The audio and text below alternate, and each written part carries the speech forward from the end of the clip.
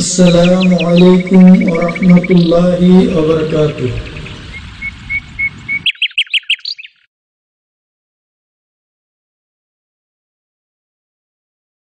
বিসমিল্লাহির রহমানির রহিম।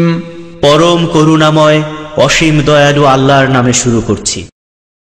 Islamic cultural centre Dammam মহান আল্লাহর অশেষ রহমতে আল কোরআন এবং সহিহ হাদিসের আলোকে সঠিকভাবে ইসলাম ধর্ম শিক্ষা দেওয়ার এক অনন্য প্রতিষ্ঠান।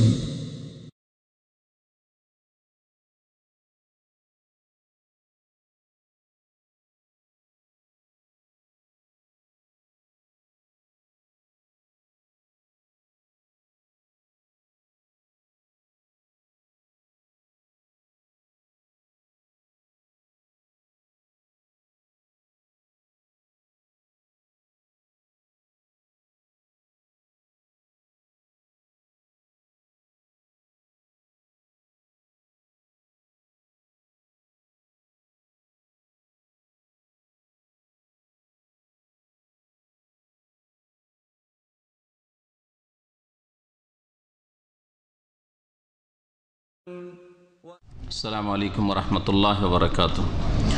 বিসমিল্লাহির রহমানির রহিম। আলহামদুলিল্লাহি রাব্বিল আলামিন ওয়াস সালাতু ওয়াস সালামু আলা সাইয়্যিদিল মুরসালিন নবিয়িনা মুহাম্মদ ওয়া আলা আলিহি ওয়া সাহবিহি আজমাইন ওয়া মান তাবি'আহুম বিইহসানিন ইলা ইয়াউমিদ্দিন। আম্মা বা'দ। ফাআউযু বিল্লাহি মিনাশ শাইতানির রাজীম। ওয়া লাকাদ আরসালনা নূহান ইলা কওমিহি ফালাবিসা ফীহিম আলফা সানাতিন ইল্লা 50 আমা ফাআখাযাহুমুত তুফানু ওয়া হুম যালিমুন। আল্লাহ পাক রব্বুল আলমিনের সমস্ত প্রশংসা যে আল্লাহ পাক রব্বুল আলমিন প্রত্যেক যুগে আম্বিয়া এবং রসুলগণ পাঠিয়েছেন এবং তাদের মাধ্যমে আল্লাহ পাক মানুষকে সঠিক পথ দেখিয়েছেন, ভুল পথ থেকে সতর্ক করেছেন। আম্বিয়া রসুলগণের সিলসিলা শেষ হয়েছে শেষ নবী মুহাম্মদ সাল্লাল্লাহু আলাইহি সাল্লামের মাধ্যমে। তারপরে আল্লাহ পাক এই দায়িত্ব দিয়েছেন এ উম্মতের যারা জ্ঞানী ব্যক্তি, যাদেরকে আল্লাহ পাক কোরআন এবং হাদিসের জ্ঞান দিয়েছেন, তারা যাতে করে রাসূলুল্লাহ সাল্লাল্লাহু আলাইহি ওয়াসাল্লাম নিয়ে আসা দাওয়াত, তাওহীদ এবং সুন্নাত, কোরআন এবং হাদিসের কথা, ওয়াহির কথা মানব জাতি পর্যন্ত ঠিকভাবে পৌঁছে দেয়। আর এইভাবে তারা যেন রাসূলুল্লাহ সাল্লাল্লাহু আলাইহি ওয়াসাল্লামের এই অর্পিত দায়িত্ব ঠিকভাবে আদায় করতে পারে। সালাত এবং সালাম নাযিল প্রিয় নবী সাল্লাল্লাহু আলাইহি ওয়াসাল্লামের উপর, যিনি শেষ নবী, খাতামুন নবীন, সাইয়্যিদুল মুরসালিন, এবং যার উম্মতের উলামায়ে কিরামদেরকে, কোরআন সুন্নাহর জ্ঞানীদেরকে আল্লাহ পাক দায়িত্ব দিয়েছেন যে তারা মানব জাতি পর্যন্ত দ্বীনের দাওয়াত পৌঁছাবে। আমাদের তাফসীর হবে সূরা আল আনকাবুতের এই দ্বিতীয় পর্ব, আয়াত নম্বর 14 থেকে, যেখানে আল্লাহ পাক প্রাচীন যুগে সর্বপ্রথম রাসূল আদম আলাইহিস সালামের পরে দীর্ঘদিন ধরে মানব জাতির মধ্যে যেহেতু শিরক কুফরি ছিল না, যুগ যুগ ধরে তারা আল্লাহ পাকের তৌহিদকে প্রতিষ্ঠা করত, আল্লাহর একত্ব তাদের মধ্যে ছিল, ওয়াহদানিয়াত ছিল, মানুষ শিরকে জানত না। কিন্তু নূহ আলাইহিস সালামের পূর্ব যুগেই এ শিরকের সূচনা হয়, যখন পৃথিবীতে শিরক, মূর্তি পূজা, ব্যক্তি পূজা, নেক লোকদের পূজা এসব যখন শুরু হয়, সলেহীন ওলিয়া উলিয়ার পূজা যখন শুরু হয়, তখন আল্লাহ পাক রব্বুল আলামিন রসুল পাঠান নূহ আলাইহিস সালামকে, এবং তাকে আল্লাহ পাক দীর্ঘ সময় দিয়েছেন। এই বিষয়টিকে এখানে আল্লাহ পাক এই আয়াতে উল্লেখ করেছেন, ওয়ালাকাদ আরসালনা নূহান ইলা কওমিহি, আর নিঃসন্দেহে আমি আল্লাহ রসুল করে পাঠিয়েছি নূহ আলাইহিস সালামকে। আরসালনা নূহান, নূহ আলাইহিস সালামকে আমি প্রেরণ করেছি রসুল করে ইলা কওমিহি, তার জাতির উদ্দেশ্যে। ফালাবিসা ফিহিম আলফা সানাহ ইল্লা 50 আমা, অতঃপর সে তাদের মাঝে অবস্থান করেছিল 1000 বছর, ইল্লা 50 আমান, 50 বছর ব্যতীত, 50 বছর কম।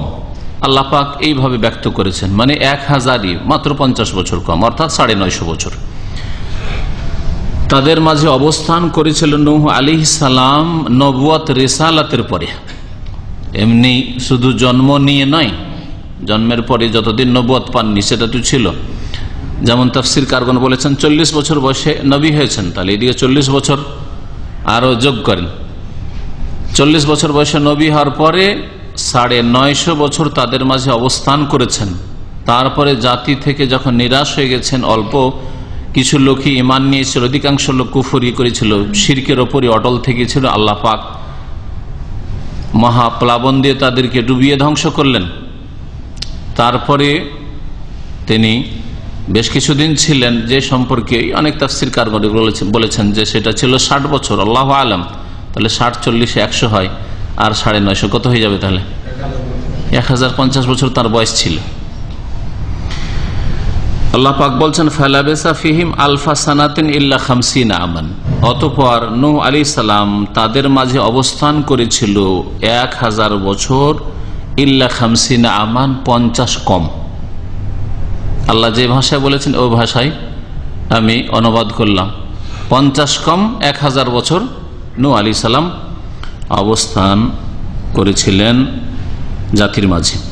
ফাখায আহমদ তুফান, কিন্তু তারা যখন অমান্য করেছিল, তাদের অধিকাংশরা কুফরি করেছিল, শিরকে লিপ্ত থেকেছিল, তাদেরকে মহাপ্লাবনে পাকড়াও করেছিল আল্লাহ পাকের আযাব। ওয়াহুম জালিমুন, এই জন্য পাকড়াও করেছিল যে তারা জালেম ছিল। ওয়াহুম জালিমুন, কারণ তারা জুলম করেছিল। আর সবচেয়ে বড় জুলম হচ্ছে শিরক। এই শিরকের জুলমও ছিল। আল্লাহ পাকের আদেশ নিষেধ অমান্য করা, অবাধ্যতা, ইবাদত বন্দেগী না করারও জুলম ছিল। আর যখন মানুষ শিরক কুফরিতে লিপ্ত হয়, আল্লাহ পরকালকে ভুলে যায়, তখন মানুষের উপর জুলম করতে পারে। তাহলে এই তৃতীয় জুলমও ছিল। সব রকমের জুলম তাদের মধ্যে ছিল। একমাত্র মানুষকে সত্যিকার অর্থে সৎ জীবন দান করতে পারে তাওহীদ, আল্লাহর একত্ব, আল্লাহর প্রতি বিশ্বাস, আল্লাহর সামনে জবাবদেহি করতে হবে, এই চিন্তা, এই ঈমান, পরকাল মুখী হওয়া, আমি স্বাধীন নই, আমার প্রত্যেকটা কথা কাজের, প্রত্যেকটা সিদ্ধান্তের, প্রত্যেকটা আমার আচরণের রেকর্ড হচ্ছে এবং তার হিসাব হবে। এটা আসলে মানুষকে সংশোধনের জীবন দান করতে পারে, নেক জীবন দান করতে পারে। যখন মানুষ মুশরিক হয়ে যায়, অবাধ্য হয়ে যায়, তখন আল্লাহর হক নষ্ট করেছে, তাওহীদ নষ্ট করেছে, বড় জুলম করে, ইন্না শিরকা লা যুলমুন আযীম, আল্লাহ পাকের ইবাদত বন্দেগীর হক নষ্ট করেছে, মানুষের হক নষ্ট করেছে। আর যদি কোথাও দেখতে পান যে মুশরিক বা নাস্তিক, বেদিন, বেনামাজি কিছু ভালো কাজ করছে, এগুলি লোক দেখানো, সাময়িক, এগুলি টেম্পোরারি, এর কোনো স্থায়িত্ব নেই। সুবিধা পেলেই যে কোনো রকমের জুলম অত্যাচার করে ফেলবে। কারণ তাকে যে ধরা হবে, তাকে জবাবদেহি করতে হবে, কারো সামনে তাকে দাঁড়াতে হবে, শাস্তি পেতে হবে অন্যায় করলে, এই ভয় তো নেই। সুতরাং তাকে কে বাধা দেবে পাপ থেকে? সুযোগ পেলেই পাপ করে ফেলবে। কিন্তু দুনিয়ার খাতিরে কেউ সুনাম চাই, সেজন্য ভালো কাজ করে দেখায় কাফের, মুশরিক, বেদিন, বেনামাজি, বেধর্মী, পাপিষ্ঠরা। আর না হলে মানবতা আছে একটা, মানুষ, আমিও মানুষ, সেও মানুষ, এটা কতদিন চলে? এর বেশি কিছু না, আমিও মানুষ, সেও মানুষ। কিন্তু যখন দুনিয়ার স্বার্থ বড় হয়ে দেখা যায়, তখন ওটা আর মনে থাকে না, হ্যাঁ মানুষই নয়, তো মানুষকে অস্বীকার করছে, মানুষ। যেমন এক শ্রেণী জালেমরা কিছুদিন পূর্বে বলল যে যেসব মুসলিম বন্দীরা আছে তাদের সম্পর্কে যে এরা মানুষ নয়, মানবাধিকার তারাই করে। আর যখন তাদেরকে বলা হলো যে এদের সাথে এই রকমের জুলম অত্যাচার কেন, তখন এই জালেমরা বলল যে এরা তো মানুষই না। চিন্তা করেন। কিন্তু আল্লাহ পরকালে যদি বিশ্বাস হইতো, আর পরকালে জবাবদেহি করতে হবে প্রত্যেকটা কথার, কাজের, সিদ্ধান্তের, আচরণের, জুলম অত্যাচারের, তাহলে কখনো এই কথা বেরোতো না মুখ দিয়ে। মানুষকে বলবে এরা মানুষ না। তো আল্লাহ পাক রব্বুল আলামিন বলছেন যে এরা যেহেতু জালেম ছিল, সেই জন্য তাদেরকে আল্লাহ পাকের এই মহাপ্লাবনের আযাব পাকড়াও করেছিল। আল্লাহ পাক রব্বুল আলামিন তারপর ইরশাদ করেছেন ফাআনজাইনাহু ওয়া আসহাবাস সাফিনা। তো আল্লাহ পাক নূহ আলাইহিস সালাম সম্পর্কে বলছেন যে নূহ আলাইহিস সালাম দাওয়াত দিলেন 950 বছর। তার জাতি যখন জুলম অত্যাচারের ওপরেই থাকলো, মানে শিরক কুফরির ওপর থাকলো, পাপে লিপ্ত থাকলো, তখন তাদেরকে মহাপ্লাবনে পাকড়াও করলো, মানে তাদেরকে আল্লাহ পাক ধ্বংস করলেন। আর ধ্বংস এই জন্য করলেন যে তারা জালেম ছিল। তো জাতিকে, অবাধ্য জাতিকে ধ্বংস করা হয়, নূহ আলাইহিস সালামের জাতিকে। তো নূহ আলাইহিস সালামের কি হলো, এবং নূহ আলাইহিস সালামের প্রতি অল্প কিছু লোক যারা ঈমান নিয়ে এসেছিল তাদের অবস্থা কি হলো? আল্লাহ বলছেন ফাআনজাইনাহু, অতঃপর আমি তাকে মুক্তি দিলাম। তাকে, নূহ আলাইহিস সালামকে। ওয়া আসহাবাস সাফিনা, আর জাহাজের আরোহীদেরকে। আসহাবাস সাফিনা, জাহাজওয়ালা, সাহেবের জমা হচ্ছে আসহাব। তো আসহাবাস সাফিনা মানে জাহাজওয়ালাদেরকে। জাহাজওয়ালা মানে যারা জাহাজে আরোহণ করেছিল। আর নূহ আলাইহিস সালামকে আল্লাহ পাক যে জাহাজ তৈরি করতে বলেছিলেন, জাহাজ তৈরি হচ্ছে শুকনো জায়গায়, কোনো পানি নেই, সমুদ্র নেই। হ্যাঁ, নূহ আলাইহিস সালামের দেশে ছিল ইরাক। লোকজন ঠাট্টা করতো কাফেররা, যে মরুভূমিতে এ বালি থেকে জাহাজ চালাবে নাকি, জাহাজ কেন তৈরি করছে, ঠাট্টা মজাক করতো কাফেররা। আল্লাহ পাক বলছেন যে আমি নূহ আলাইহিস সালামকে রক্ষা করলাম আমার পাকড়াও আযাব থেকে। ও আসহাবাস সাফিনা, আর জাহাজে আরোহীদেরকে, যারা আরোহণ করেছিল, অর্থাৎ মুমিন মুমিনাত। ওর সাথে সাথে বিস্তারিত নূহ আলাইহিস সালামের ঘটনা এখানে বলবো না, অন্য আয়াতে ওই বিষয়গুলি উল্লেখ করা হয়েছে যে আল্লাহ পাক বললেন যে কুলনা ইহমিল ফিহা মিন কুল্লিন যাওজাইন ইসনাইন, প্রত্যেক প্রাণী থেকে এক জোড়া করে নিয়ে নাও। প্রত্যেক প্রাণী থেকে, গরু এক জোড়া, নর মাদি, হ্যাঁ, ষাঁড় এবং গাভী, এইরকম বকরি বকরা, এই করে, কারণ সবকিছু ধ্বংস হবে এই মহাপ্লাবনে। তো এইসব প্রাণীর প্রয়োজন রয়েছে। আল্লাহ পাক রব্বুল আলমিনের আদেশে সমস্ত হাইওয়ানাত, প্রাণী থেকে, পাখি থেকে এক জোড়া করে উঠিয়ে নিলেন এই জাহাজে নূহ আলাইহিস সালাম। আল্লাহ বলছেন যে জাহাজওয়ালাদেরকে, অর্থাৎ জাহাজে যারা আরোহণ করেছিল তাদেরকেও মুক্তি দিলাম নূহ আলাইহিস সালামের সাথে। ওয়াজআলনাহা আয়াতাল লিল আলামিন, এবং তাকে বিশ্ববাসীর জন্য, তাকে এই ওয়াজআলনাহা, কাকে? হ্যাঁ, না, যারা বুঝে আরবি গ্রামার তারা বলবে, মুখস্থ বলবে না। যাদের কাছে কোরআন নাই তারা মোটেই বলবে না, কারণ হা শব্দ আছে। হা মুজাক্কার না মুআন্নাস? স্ত্রীলিঙ্গ। হ্যাঁ, ওয়াজা আল্লাহ, এই জাহাজকে, ওয়াজা আল্লাহ, এই জাহাজকে আমি করে দিলাম, কি করলাম? আয়াতান, নিদর্শন। নিদর্শন, আল্লাহকে চেনার উপায়, হচ্ছে আয়াত, নিদর্শন। লিল আলামিন, বিশ্ববাসীর জন্য। তো বিশ্বজাহানের মানুষের জন্য এই জাহাজটি, নূহ আলাইহিস সালামের জাহাজটি কি ছিল? নিদর্শন ছিল, আল্লাহকে চেনার উপায় ছিল। বিশ্ববাসীর জন্য কিয়ামত পর্যন্ত, না ওই যুগে শুধু? এখন প্রশ্ন হয়, কিয়ামত পর্যন্ত বিশ্ববাসী বলা হয়েছে। বিশ্ববাসী মানে কিয়ামত পর্যন্ত যত বিশ্ববাসী এসেছে আর আসবে, আর তখন যারা ছিল সবার জন্য, তাই না? নিদর্শন। তো নূহ আলাইহিস সালামের এই জাহাজকে আল্লাহ পাক নিদর্শন করে দিলেন। এর অর্থ কি, বা এর তাফসীর কি? অর্থ মানে তেমনি যেটা তরজমা, কিন্তু এর ব্যাখ্যা কি?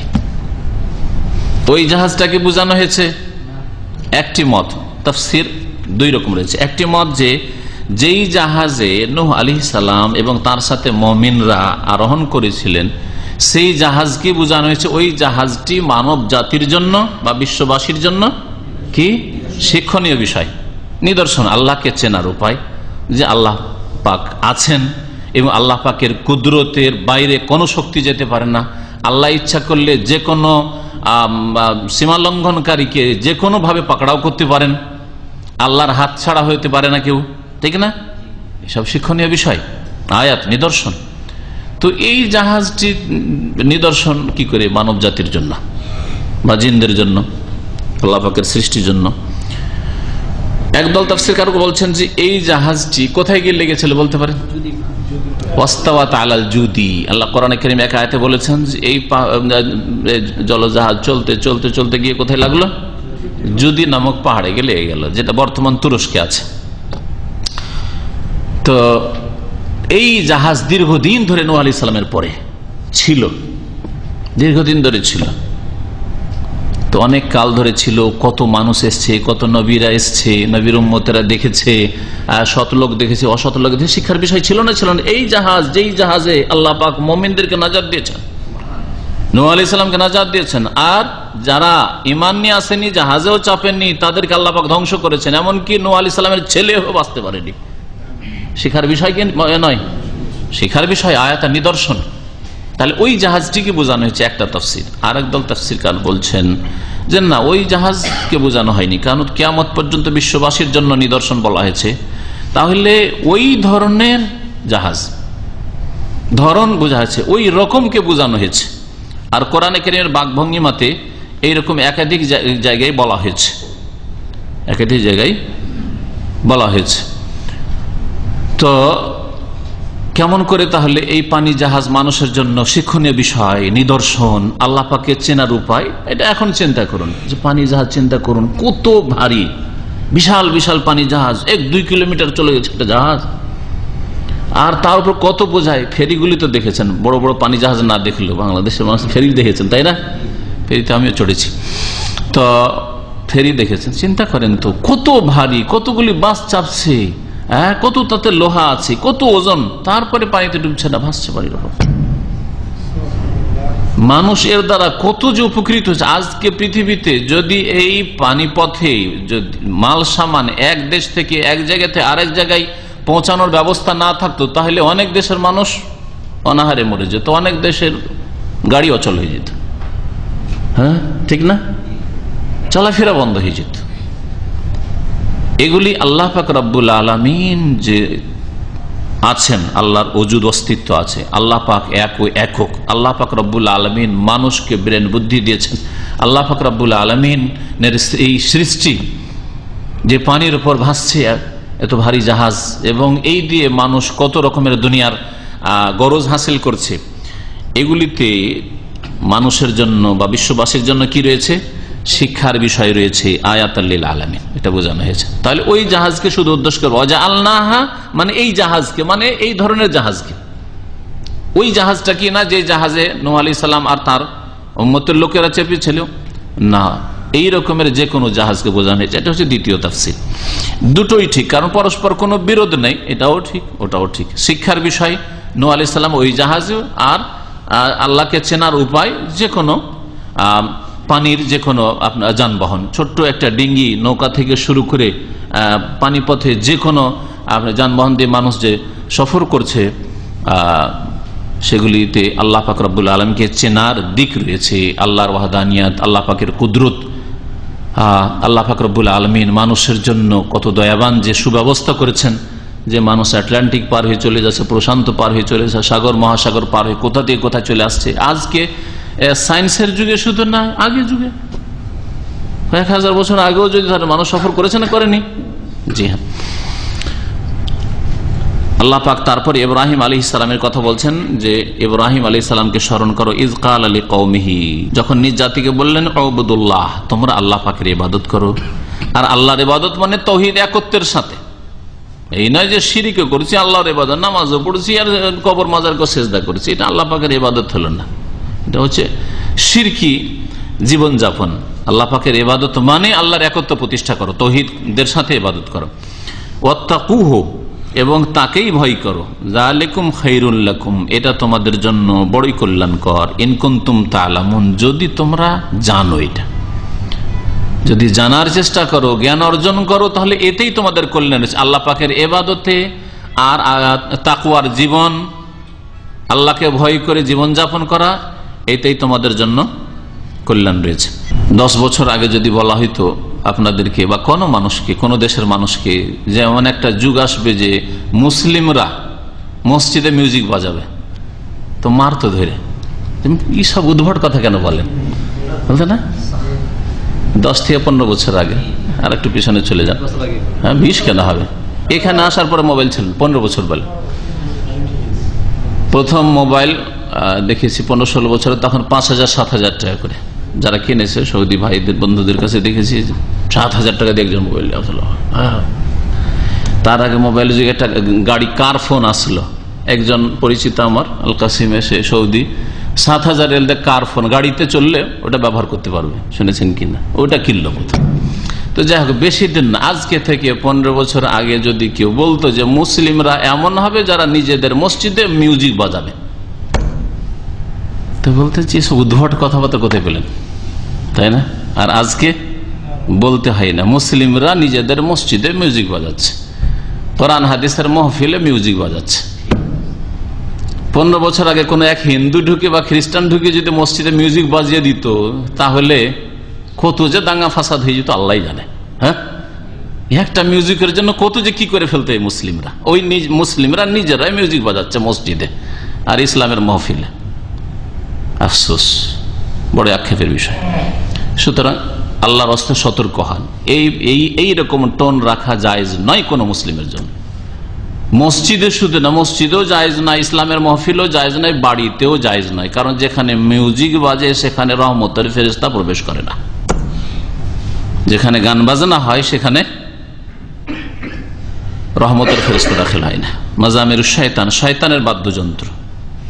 আলহামদুলিল্লাহ, এতে অনেক টোন আছে যেটা আপনি রাখতে পারেন জায়েজ, যেটা সাধারণ টেলিফোন টোন আছে, অথবা কোনো পাখির আওয়াজ, অথবা মোরগের আওয়াজ, এমনি পানির আওয়াজ ইত্যাদি যে কোনো জিনিস রাখতে পারেন আপনি।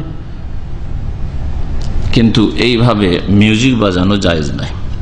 আপনারা যারা দিন শিখছেন তারা তো কমপক্ষে সংশোধন করেন, কিন্তু মনে হচ্ছে যে আজকালকার মুসলিম উম্মতের অধিকাংশ লোক হচ্ছে সেন্সলেস। মানে এদের অনুভূতি নেই বললেই চলে, আর না হয় থাকলেও অনুভূতি মোটা হয়ে গেছে, বেশি ঘষা লাগলে বোঝা যায় না। আর যাদের গায়ে বেশি ঘষা লাগে, একটু সামান্য লাগলে আমার গায়ে ঘষা লাগলো, ঠিক না? যেসব দেশে মহিলাদের সাথে ঘেঁষাঘেঁষি করে একসাথে কাজ করছে, একসাথে চাকরি করছে, একসাথে উঠা বসা ধাক্কা ধাক্কি, ও টের পায় না যে মহিলাই মনে হয় না, কোনো ব্যাপার না। কিন্তু সৌদি আরবে থেকে একটু যদি হয়, আর বিশেষ করে ইসলামিক পরিবেশে থাকেন, হাই আস্তাগফিরুল্লাহ পড়তে থাকেন, আস্তাগফিরুল্লাহ, ছি আস্তাগফিরুল্লাহ আস্তাগফিরুল্লাহ, তাই না? তো ওই সব জায়গায় থেকে, পাপের জায়গায় থেকে থেকে ওদের অনুভূতি লেস হয়ে গেছে। হ্যাঁ, অনুভূতি মোটা হয়ে গেছে ওদের। তো ওই রকমই আপনাদের এক শ্রেণীর লোকদের হয়েছে, নামাজ রোজাও করছেন, তারপরে মিউজিক সম্পর্কে বললে অনুভূতি মোটা হয়ে গেছে আপনাদের। ও হারামকে হারামই মনে হয় না, এটা হারাম। কেন নিজের ফেরেশতা বাড়ি থেকে তাড়াচ্ছেন আপনি, রহমতকে তাড়িয়ে দিচ্ছেন?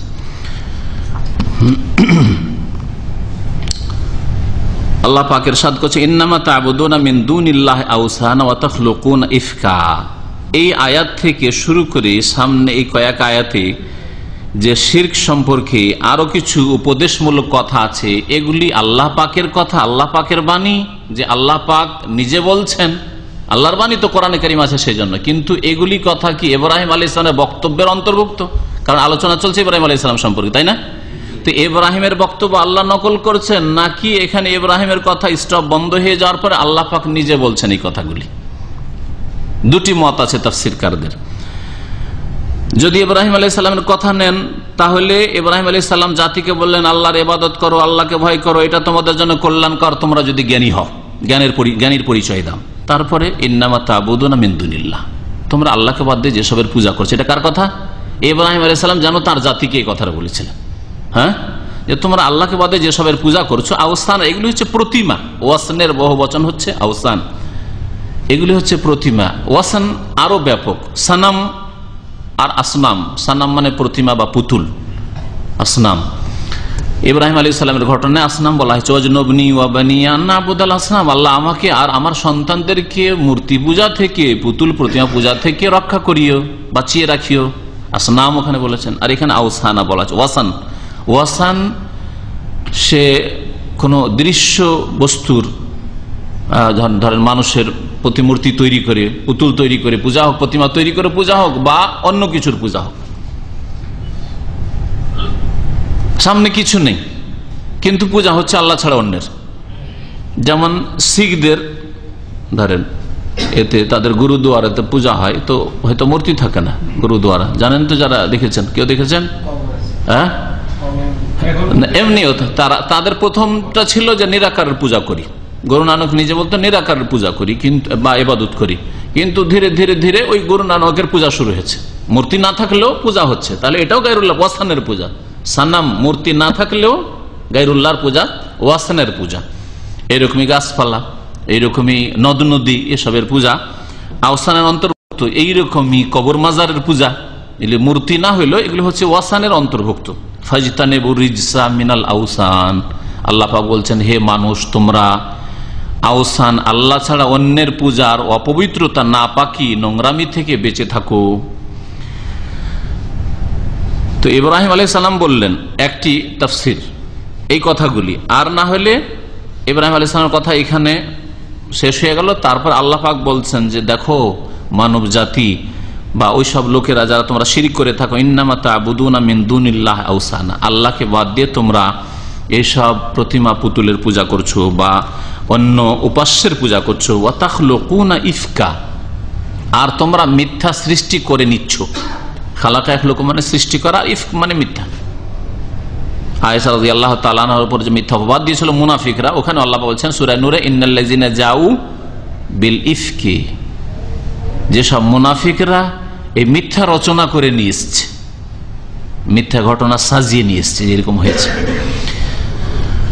ওয়া তাখলুকুনা ইফকা, তোমরা মিথ্যা সৃষ্টি করেছো। মিথ্যা সৃষ্টি করা বলতে কি বোঝানো হয়েছে এখানে? একটা হচ্ছে যে আল্লাহ ছাড়া অন্যের ইবাদত বা অন্যের উপাসনা, এটা হচ্ছে মানুষের রচিত মিথ্যা। তাহলে শিরকের যতগুলি ধর্ম আছে, বহুত্ববাদ যত আছে, এইরকমই ইজম যতগুলি মতবাদ আছে, ইজম ইজম ইজম, হ্যাঁ, বা বাদ, বাংলাতে বাদ, সমাজবাদ, আর কি বাদ বলেন, হ্যাঁ, জাতীয়তাবাদ, মাওবাদ, যতগুলি বলেন আর কি। তো বাদ যতগুলি, মার্ক্সবাদ, যতগুলি বাদ আছে বা ইংরেজিতে ইজম আছে, সবগুলি হচ্ছে তাখলুকুনা ইফকান, মিথ্যা রচনা। এগুলি মানুষ মিথ্যা রচনা করেছে, এগুলি আল্লাহ প্রদত্ত কখন নাই।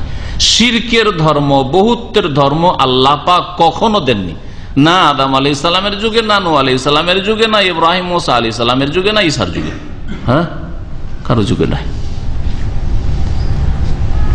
তাখলুকুনা ইফকান, তাহলে তোমরা এই যে ধর্মগুলি বা রচনা করেছো বহুত্বের শিরকের, সেগুলি হচ্ছে তোমাদের মিথ্যা সৃষ্টি, মিথ্যা রচনা, এটা বোঝানো হয়েছে। আর আরেকটা তাফসীর হচ্ছে তাখলুকুনা মানে গড়া। এই যে মূর্তিগুলি তোমরা হাতে গড়ছো, মাটি দিয়ে বা পাথর দিয়ে, যে যুগে যেটা দিয়ে গড়ুক না কেন, আগের যুগে পাথর দিয়ে, পাথর কেটে কেটে মূর্তি তৈরি করতো মুশরিকরা, আদ সামুদের সম্প্রদায়, তারপরে আরব মুশরিকরাও। তো আল্লাহ বলছেন ওয়াতাখলুকুনা ইফকান, আর তোমরা নিজেরা সৃষ্টি করছো মানে তৈরি করছো এসব মিথ্যে মাবুদ, মিথ্যে উপাস্য। এই মিথ্যা উপাস্য তোমরা নিজের হাতে কেটে তৈরি করেছো, এরা উপাস্য না, এরা বাতিল উপাস্য। এই জন্য লা ইলাহা ইল্লাল্লাহ মানে আল্লাহ ছাড়া কেউ সত্য মাবুদ নেই। সত্য মাবুদ, হক মাবুদ আল্লাহ পাক রব্বুল আলামিন। লা ইলাহা, লা এর একটা ইসিম লাগে আর একটা খবর লাগে। এলাহটা হচ্ছে ইসম, আর খবরটা ওখানে গ্রামারে উজ্জ আছে, সেটা হচ্ছে হাক্কুন বা বিহাক্কিন। লা ইলাহা হাক্কুন বা লা ইলাহা বিহাক্কিন ইল্লাল্লাহ। ইল্লাল্লাহ মানে গায়রুল্লাহ, আল্লাহ ছাড়া, আল্লাহ ব্যতীত। তো আল্লাহ ছাড়া বার হক সত্য কোনো মাবুদ নেই, তার মানে অন্যগুলি সেগুলি হচ্ছে মিথ্যা, মিথ্যা। এই যে ওয়াতাখলুকুনা ইফকা, তোমরা যেগুলি তৈরি করছো হাতে, পাথর দিয়ে বা মাটি দিয়ে বা আর কিছু দিয়ে, সেগুলি হচ্ছে তোমাদের মিথ্যা সৃষ্টি, মিথ্যা তোমরা এগুলি গড়ে নিচ্ছ। ইন্নাল্লাযিনা তা'বুদুনা মিন দুনিল্লাহ, নিশ্চয়ই তোমরা আল্লাহকে বাদ দিয়ে যেসবের পুজো করে থাকো, ইবাদত করে থাকো, লা ইয়ামলিকুনা লাকুম রিজকা, এরা তোমাদের রিজিক, উপজীবিকার মালিক নয়। এদের হাতে তোমাদের রিজিক নেই। এরা তোমাদের না সুস্থতা দিতে পারে, না তোমাদের রিজিক ছেলে মেয়ে দিতে পারে, না তোমাদের সুস্থ রাখতে পারে, না তোমাদের রোগ ভালো করতে পারে, না তোমাদের রিজিক বাড়াইতে পারে, না কমাতে পারে, না ক্ষতি সাধন করতে পারে, না উপকার করে দিতে পারে। লা ইয়ামলিকুনা লাকুম রিজকা, তোমাদের রিজিকের মালিক নয়।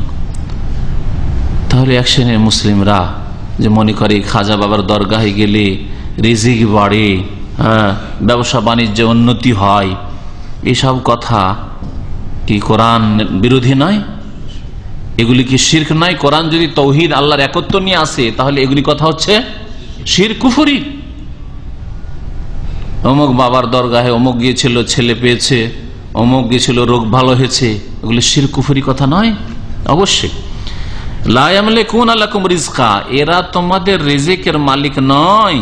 ফাবতাগু ইনদাল্লাহি রিজকা, সুতরাং তোমরা আল্লাহর নিকটে রিজিক তলাশ করো, আল্লাহর কাছে রিজিকের যাচ্ছা করো, আল্লাহর কাছে চাও। ওয়াবুদুহু, এবং এই চাওয়ার ক্ষেত্রে সঠিক পন্থা হচ্ছে আল্লাহ পাকের ইবাদত বন্দেগী করো, আল্লাহ পাকের আদেশ নিষেধ মেনে চলো, ওয়াশকুরু লাহু এবং তার কৃতজ্ঞতা প্রকাশ করো, শুকরিয়া জ্ঞাপন করো, ইলাইহি তুরজাউন কারণ তার কাছেই তোমাদেরকে প্রত্যাবর্তিত হইতে হবে, ফিরে আসতে হবে, সেখানে ফিরে যেতে হবে। হ্যাঁ, বড় পীর সাহেবের কাছে ফিরে যেতে হবে না। হ্যাঁ, তোমাদের হিসাব নিকাশ জিলানির কাছে হবে না, চিস্তির কাছেও হবে না, তোমাদের হিসাব নিকাশ কার কাছে হবে? ইলাইহি তুরজাউন, আল্লাহ পাকের কাছে ফিরিয়ে নিয়ে যাওয়া হবে, আর সেখানে তোমাদের জবাবদিহি করতে হবে। ওয়াইন তুকাজ্জিবু ফাকাদ কাজ্জাবা ওয়া মিন ক্বাবলিকুম, আর যদি তোমরা মিথ্যা প্রতিপন্ন করো, তোমরা যদি অস্বীকার করো, কাজ্জাবা ইউকাজ্জিবু মানে মিথ্যা মনে করা, সহজ ভাষায় তোমরা যদি মিথ্যা মনে করো এই তাওহীদের কথা, আম্বিয়া রাসূলগণের কথা যদি মিথ্যা মনে করো, আল্লাহ পাকের কথা, আল্লাহ পাকের এই কথা আল্লাহ পাক পেশ করছেন, অথবা ইব্রাহিম আলাইহিস সালামের কথা আল্লাহ পাক এখানে কোরআনে কারীমে বর্ণনা করছেন। তোমরা যদি মিথ্যা মনে করো, তাহলে ইব্রাহিম আলাইহিস সালাম যদি বলেন, তাহলে জাতিকে জানো বলছেন ইব্রাহিম যে তোমরা মিথ্যা মনে করছো আমার কথা, আমার দাওয়াতকে, তৌহিদের কথাকে তোমরা মিথ্যা মনে করছো। ফাকাদ কাযাযাবা উমাম মিন ক্বাবলিকুম, তাহলে তোমরা কোনো নতুন কথা বলছো না, তোমাদের পূর্বে এরকম অবাধ্য মুশরিক জাতি এসেছিল। ইব্রাহিম আলাইহিস সালামের আগে আদ সামুদ জাতি, মুশরিক জাতি চলে গেছে, তারপর নূহ আলাইহিস সালামের জাতি চলে গেছে, তাদের দিকে ইঙ্গিত করা হয়েছে। এরকম বহু জাতি হইতে পারে যাদের ইতিহাস আমাদের কাছে পৌঁছেনি। ফাকাদ কাযাবা উমামুম মিন ক্বাবলিকুম, তোমাদের পূর্বে বহু জাতি এইরকমই মিথ্যা মনে করেছে, বাবা স্বীকার করেছে। আর রাসূলের কাজ শোনো, আমা আলা রাসূল ইল্লাল বালাগুল মুবিন, আর রাসূলের কোনো দায়িত্ব নেই। রাসূল তোমাদের সাথে তোমাদের আযাবে শাস্তিতে শরীক হবে না, আর রাসূল তোমাদের বল প্রয়োগ করার ক্ষমতাও রাখে না, আর এই দায়িত্ব আল্লাহ পাক দেন। আমা আলা রাসূল, রাসূলের দায়িত্ব কিছু নয়, মা নাফিয়া, ইল্লা তবে কি দায়িত্ব? আল বালাগুল মুবিন, সুস্পষ্ট রূপে পৌঁছিয়ে দেওয়া, স্পষ্ট ক্লিয়ার করে তাওহীদের কথা আর তার বিপরীত শিরক, সুন্নতের কথা আর তার বিপরীত বিদআত, হ্যাঁ, ইবাদতের কথা, আল্লাহ পাকের ইবাদত আর আল্লাহ পাকের বিরুদ্ধাচরণ না করা, এই বিষয়গুলিকে স্পষ্ট করে পৌঁছে দেওয়া। ঈমানের যে বুনিয়াদী বিষয়গুলি, আল্লাহ পরকালে বিশ্বাস, রিসালাতে বিশ্বাস, আল্লাহ পাকের বিধান কোরআনে কারীমে বিশ্বাস, স্পষ্ট ভাবে পৌঁছে দেওয়াই হচ্ছে একমাত্র রাসূলের দায়িত্ব। ওমা আলা রাসূল ইল্লাল বালাগুল মুবিন, আমি ইব্রাহিম রাসূল স্পষ্ট করে তোমাদেরকে পৌঁছে দিচ্ছি। অথবা আল্লাহ পাক বলছেন যে যুগে যুগে আমি রাসূল পাঠিয়েছি, রাসূলের দায়িত্ব হচ্ছে স্পষ্ট হয়ে তোমাদের কাছে পৌঁছে দেওয়া, তারা এই দায়িত্ব সুন্দরভাবে পালন করবে আর করেছে। আওয়ালাম ইয়ারাউ কাইফা ইউবদিউল্লাহুল খালকা সুম্মা ইউঈদুহু, এখান থেকে আল্লাহ পাক রব্বুল আলামিন তার কিছু কুদরত, ক্ষমতার কথা উল্লেখ করে বলছেন। আওয়ালাম ইয়ারাউ, মানব জাতি কি চিন্তা করে দেখে না, অন্তর্দৃষ্টিতে দেখে না, কাইফা ইউবদিউল্লাহুল খালকা, কিভাবে আল্লাহ পাক সৃষ্টির সূচনা করেছেন বা প্রথম সৃষ্টি করেছেন। আবদা ইউবদিউ, প্রথম আল্লাহ পাক কেমন ভাবে সৃষ্টি করেছেন, প্রথম মানুষ, প্রথম জিন, প্রথম মালায়েকা, প্রথম যে কোনো প্রাণী, পশু পাখি, আল্লাহ পাক কিভাবে সৃষ্টি করেছেন। সুম্মা ইউঈদুহু, অতঃপর পুনরায় সৃষ্টি করবেন।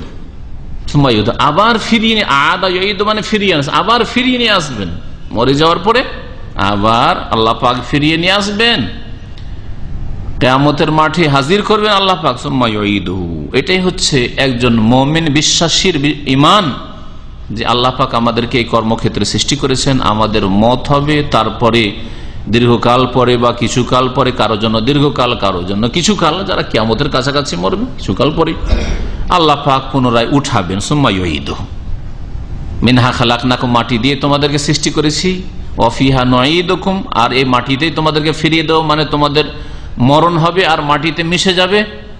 ওয়া মিনহা নুখরিজুকুম, আর এই মাটি থেকে তোমাদেরকে বের করে নিয়ে আসবো তারাতান উখরা, পুনরায়।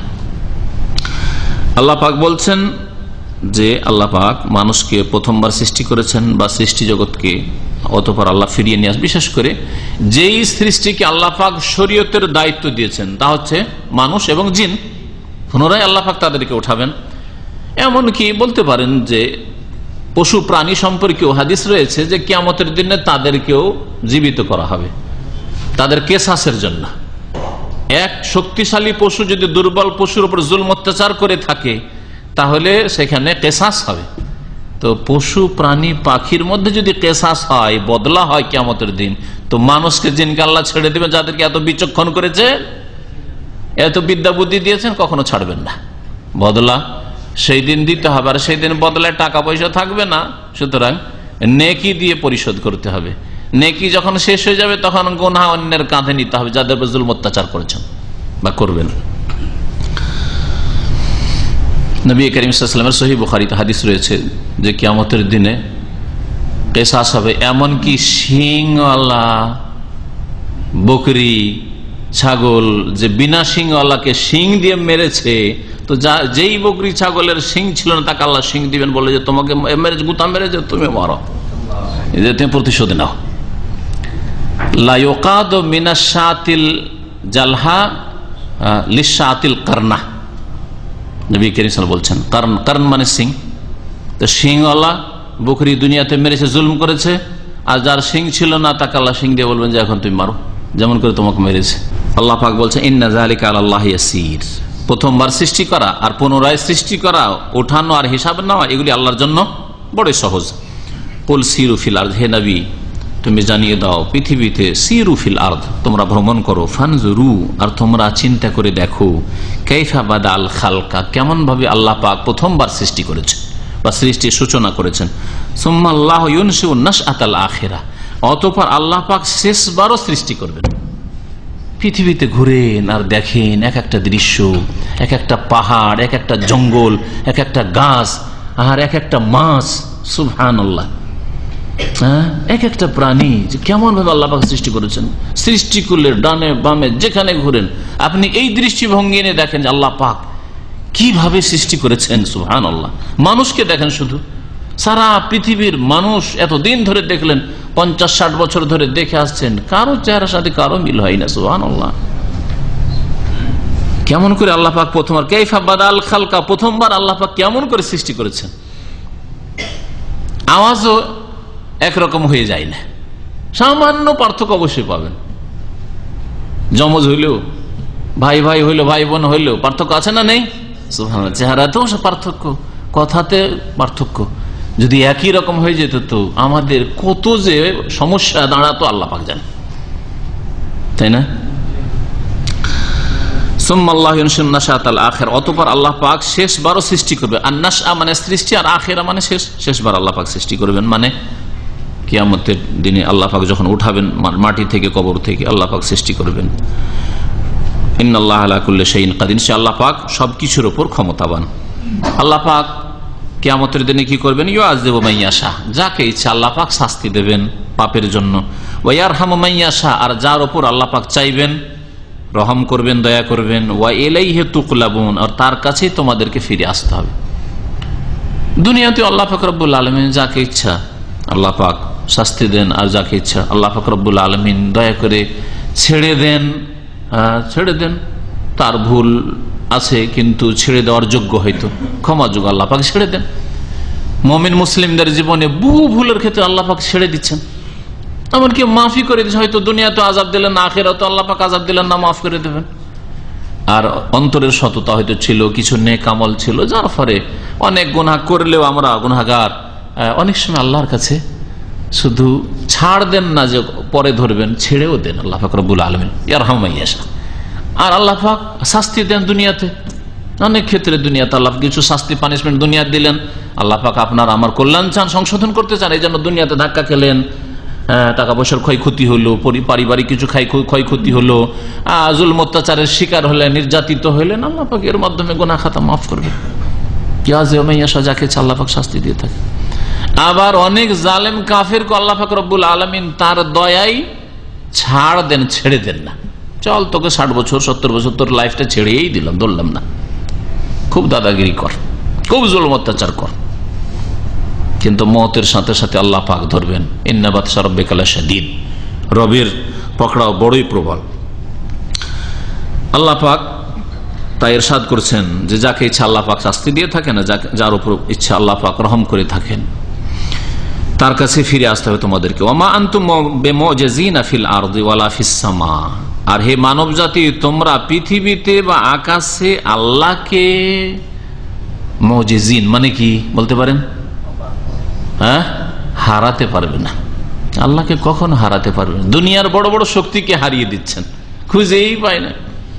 হ্যাঁ, এমন এমন জঙ্গলে সন্ত্রাসী ডাকাতরা ঢুকে আছে যে খুঁজেই পায় না প্রশাসন। হ্যাঁ, হারিয়ে দিয়েছে, সরকারকে হারিয়ে দিয়েছে, হ্যাঁ, সেনাবাহিনীকে হারিয়ে দিয়েছে, অল্প কিছু লোকে। আল্লাহ পাক রব্বুল আলামিনকে হারাতে পারবে না। আজাজা এজাজ মানে হারিয়ে দেওয়া, ব্যর্থ করা, এগুলি অর্থ করতে পারে, অপারগ করে দেওয়া। ওমা আনতুম বিমুজিজিনা ফিল আরদি, আর তোমরা হারিয়ে দিতে পারবে না, অপারগ করে দিতে পারবে না, ব্যর্থ করতে পারবে না কাকে? আল্লাহকে। মুজিজিন আল্লাহ, আল্লাহকে। ফিল আরদি ওয়ালা ফিস সামা, না পৃথিবীতে না আকাশে। আকাশে যেসব আল্লাহ পাকের সৃষ্টি আছে, আল্লাহ পাকের ক্ষমতার বাইরে যাওয়ার কোনো ক্ষমতা নেই। জিবরাইল, মিকাইল, ইসরাফিল এত শক্তিশালী হইলেও আল্লাহকে হারাতে পারবে না। ওই রকমই পৃথিবীতেও। ওমা লাকুম মিন দুনিল্লাহি মিন ওয়ালি ওয়ালা নাসির, আর তোমাদের জন্য আল্লাহ ছাড়া না কোনো পৃষ্ঠপোষক রয়েছে, বন্ধু রয়েছে, ওয়ালা নাসির, আর না কোনো সাহায্যকারী রয়েছে যে আল্লাহর কবল থেকে, আল্লাহ পাকের আযাব থেকে তোমাদেরকে রক্ষা করতে পারে। ওয়াল্লাযীনা কাফারু বিআয়াতিল্লাহি ওয়া লিকাইহি, আর যারা আল্লাহর আয়াতকে অস্বীকার করে, আল্লাহ পাকের বিধান, কোরআনে কারীমের বিধিবিধান অথবা রাসূলুল্লাহ সাল্লাল্লাহু আলাইহি সাল্লামের হাদিসের বিধিবিধান, সবগুলি আয়াতের মধ্যে শামিল। আয়াত মানে এখানে আল্লাহ পাকের বিধান। আল্লাহ পাকের বিধানকে অস্বীকার করে, ওয়া লিকাইহি, এবং তার সাক্ষাৎকে অস্বীকার করে। একদিন মওত হবে, আল্লাহর সামনে হাজিরা দিতে হবে, হিসাব হবে, জবাবদেহি করতে হবে, এসব বিশ্বাস করে না। এসব মধ্যযুগীয় কথা। হ্যাঁ, এইসব কথা মুল্লাদের কথা। যারা এইরকম কাফির, আল্লাহ পাক তাদের সম্পর্কে বলছেন, উলাইকা ইয়াইসু মিন রাহমাতি, এরাই তো আমার রহমত থেকে নিরাশ। এরা কোনো আশা যেন না রাখে যে আখিরাতে কিছু পাবো। জনকল্যাণমূলক কাজ করেছি, হ্যাঁ, দেশের রাস্তাঘাট তৈরি করে দিয়েছি, ব্রিজ তৈরি করে দিয়েছি, হ্যাঁ, আর দেশের অনেক লোকের ভালাই করেছি, চাকরি দিয়েছি, আর অনেক কিছু সেবা করেছি, সেই জন্য কিছু পাবো। আল্লাহ বলছেন উলাইকা ইয়াইসু মিন রাহমাতি, যারা আল্লাহর বিধানকে অস্বীকার করে, কোরআন হাদিসকে, ওহীর বিধানকে অস্বীকার করে, যারা পরকালের আল্লাহর সাক্ষাৎকে অস্বীকার করে, তারা আমার রহমত থেকে নিরাশ। কোনো আশা নেই তাদের আল্লাহ পাকের রহমত। এটা হচ্ছে আখিরাতের রহমতের কথা। এটা হচ্ছে আখিরাতের রহমতের কথা, দুনিয়ার রহমত না। দুনিয়ার রহমত তাদেরকে আল্লাহ পাক দিয়েছেন, এই জন্য তো দুনিয়াতে তারা সুখে আছে। যদিও তাদের অশান্তির শেষ নেই, কিন্তু বাহ্যিক দৃষ্টিতে আমরা দেখছি যে অনেক ক্ষেত্রে সুখে আছে। কি জন্য? আল্লাহ পাকের আর একটা বিধান দুনিয়ার ক্ষেত্রে, ওয়া রাহমাতি ওয়াসিআত কুল্লা শাই, আমার রহমত প্রত্যেকটি বস্তুকে শামিল। দুনিয়াতে আল্লাহ পাকের রহমত সবকিছুকে পরিব্যাপ্ত, সবকিছুকে শামিল রয়েছে, সবাইকে আল্লাহ পাক দিচ্ছেন দুনিয়ার রহমত। কিন্তু আখিরাতের রহমত মুমিনদের জন্য। আর যারা কাফারু বিআয়াতিল্লাহি ওয়া লিকাইহি, তারা আল্লাহর এই রহমত, আখিরাতের রহমত থেকে নিরাশ। ওয়া উলাইকা লাহুম আযাবুন আলীম, এবং তাদের জন্য রয়েছে বড়ই যন্ত্রণাদায়ক শাস্তি। আযাবুন আলীম, আলাম মানে হচ্ছে ব্যথা, যন্ত্রণা। আলাম মানে আজকাল এখানে ব্যবহার হচ্ছে, তাই না? কোন জায়গায় পেন হচ্ছে, পেনকে কি বলবেন? যে আরবি ডাক্তার হইলে আলাম, অর্ধেক আরবি অর্ধেক বাংলা দিয়ে কিছু লোক যে ডাক্তারকে বুঝায়। হ্যাঁ, আলাম, আলাম থেকে আলিম। আলিম মানে হচ্ছে মুলিম, যন্ত্রণাদায়ক, মুলিম। আল্লাহ পাক রব্বুল আলামিন তারপর ইরশাদ করছেন এই ইব্রাহিম আলাইহিস সালাম সম্পর্কে। তাহলে এই এতগুলি বক্তব্য হয় ইব্রাহিম আলাইহিস সালামের কথা সবগুলি, আর নয় আল্লাহ পাকের কথা মাঝখানে হলে। এখন ইব্রাহিম আলাইহিস সালামের কথা আবার শুরু হচ্ছে। মাঝখানে অন্য কথা যদি আসে, ওটাকে আরবি গ্রামারে বলা হয় জুমলায় মুতারাজা।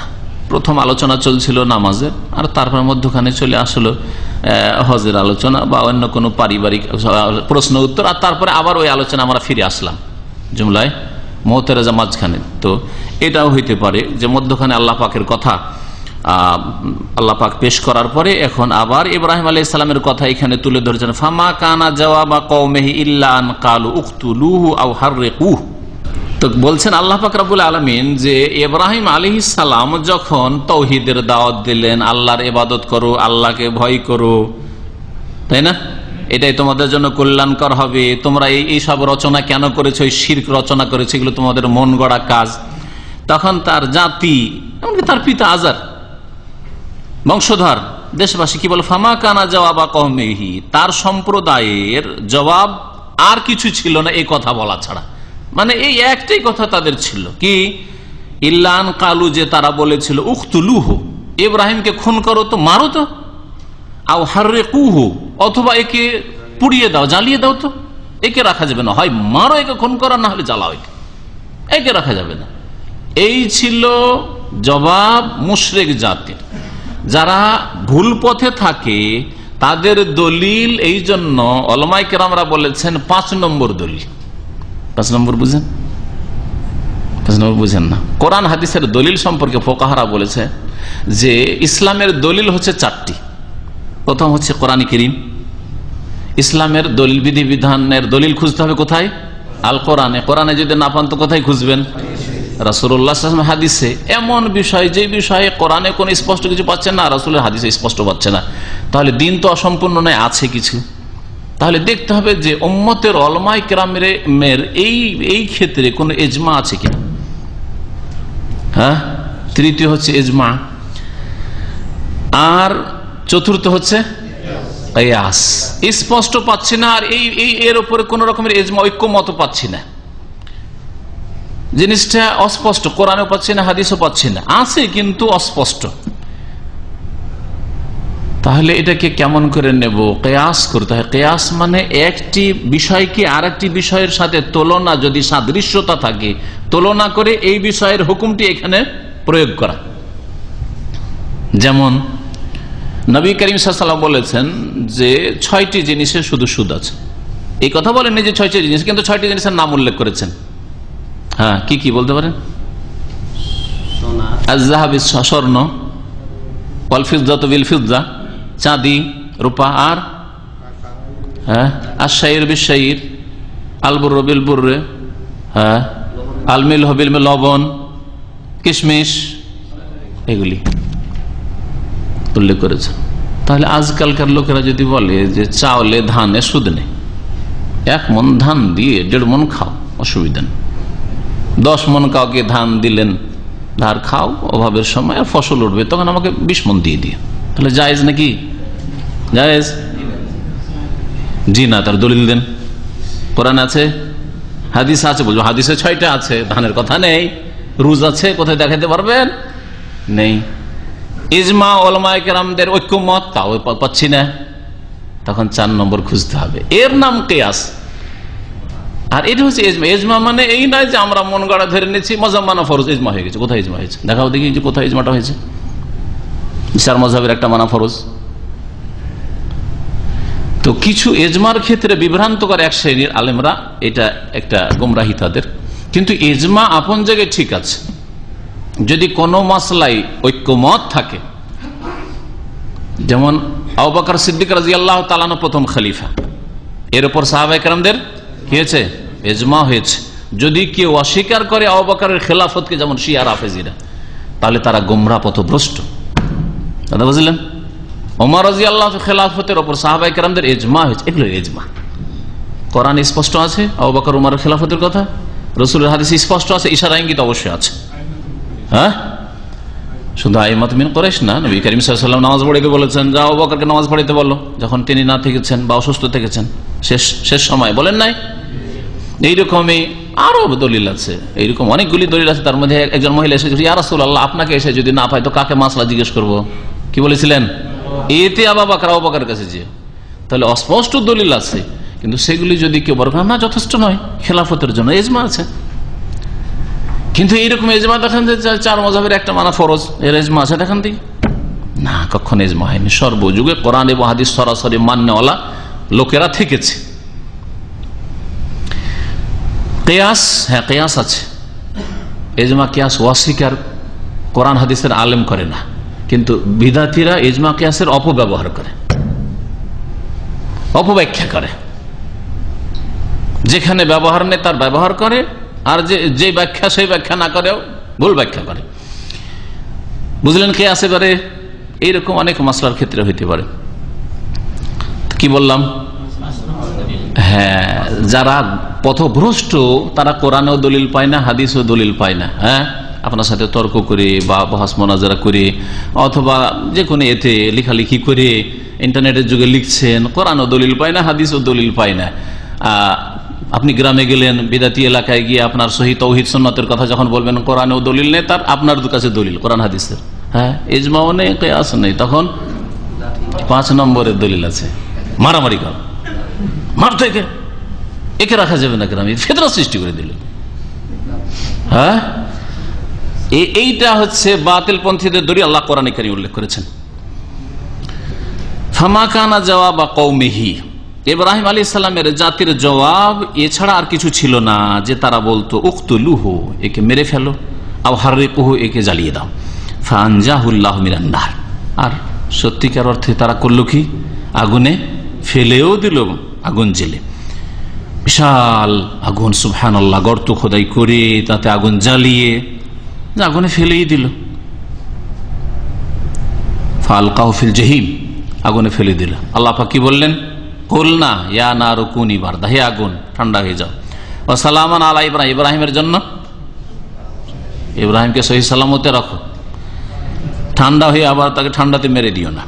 ফানজাহুল্লাহ মিনান, আল্লাহ পাক বলছেন যে আগুন থেকে আল্লাহ পাক তাকে রক্ষা করলেন, নাজাত দিলেন। ইন্না ফি যালিকা লাআয়াতিন লিকাওমিন ইউমিনুন, নিশ্চয়ই এই ঘটনাগুলিতে বহু শিক্ষার বিষয় রয়েছে, নিদর্শন রয়েছে, লিকাওমিন ইউমিনুন, কার জন্য, বিশ্বাসীদের জন্য। আগুনে ফেলা হলো, তারপরেও জ্বালাতে পারলো না, ইব্রাহিম আলাইহিস সালামকে আল্লাহ রক্ষা করে নিলেন।